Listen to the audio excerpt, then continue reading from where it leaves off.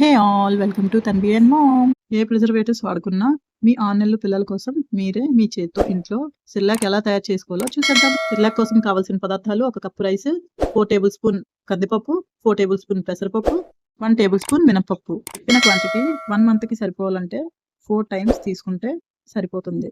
First 1 week only ఒక్క పూటే పెట్టండి, డైజెషన్ సెట్ అవుతుంది. తీసుకున్న అన్నింటినీ ఒక గిన్నెలోకి తీసుకొని ములిగే వరకు వాటర్ వేసుకొని 2 to 3 టైమ్స్ వాష్ చేసి డ్రైన్ చేసేయాలి. వాటర్ని డ్రైన్ చేసేసాక నానబెట్టుకున్న వాటిని ఇలా పలచటి క్లాత్ మీద ఇలా స్ప్రెడ్ చేసుకోవాలి. ఇది కొంచెం కూడా తడి లేకుండా ఫుల్గా డ్రై అయిపోవాలి. మధ్య మధ్యలో ఇలా స్ప్రెడ్ చేసుకుంటూ ఉండాలి. ఇప్పుడు చూపిస్తున్న విధంగా చేత్తో పట్టుకుంటే స్టిక్కీగా లేకుండా పొడి పొడిగా ఆరిపోవాలి.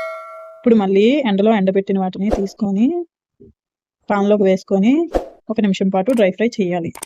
డ్రై ఫ్రై చేసేసాక కొంచెం చల్లారాక మిక్సీలో వేసుకొని ఫైన్ పౌడర్ లాగా చేసుకోవాలి.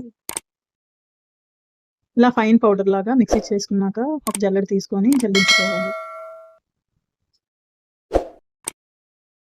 జల్లించిన పౌడర్ని ఒక బౌల్లోకి తీసుకొని 1/2 టేబుల్ స్పూన్ జీలకర్ర పొడి, 1/2 టేబుల్ స్పూన్ వాము పొడి తీసుకొని బాగా మిక్స్ చేసుకోవాలి. స్టవ్ మీద ఒక చిన్న బౌల్ పెట్టుకొని కొంచెం వాటర్ బాయిల్ చేసుకోవాలి.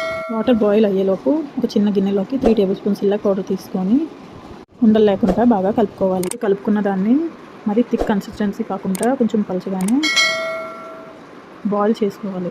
చిటికెడు ఉప్పు వేసుకొని బాగా కలిసేదాకా కలుపుకొని ఈ కన్సిస్టెన్సీలోకి వచ్చాక బాగా చల్లార్చాక ఒక గిన్నెలోకి తీసుకొని పిల్లలకి తినిపించాలి.